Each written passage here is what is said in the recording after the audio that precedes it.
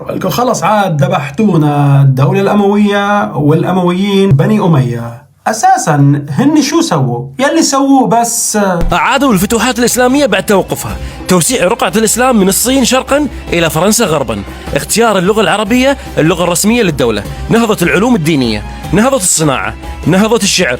حكمهم كان خالي من الفتن تماما، عم الرخاء على الجميع، اختفاء الفقر، تنقيط القرآن الكريم، توسعة الحرمين المكي والمدني، بناء الجامع الأموي في دمشق، بناء مسجد قبة الصخرة في القدس، ازدهار العلم والثقافة بحكمهم، تعريب العلوم الأجنبية، إنشاء المدارس، إنشاء المستشفيات، إنشاء المصحات العقلية، إنشاء المصحات لذوي الإعاقة، سيطرة التجارة والاقتصاد الإسلامي على العالم، تأسيس المدن والعواصم الإسلامية بالبنية التحتية. وترى إنجازاتهم ما خلصت، بس اللي لازم تعرفه أن الدولة الأموية هي أساس أغلب العلوم والتطور اللي احنا عايشينه الحين، واللي ينسب الغرب لأنفسهم.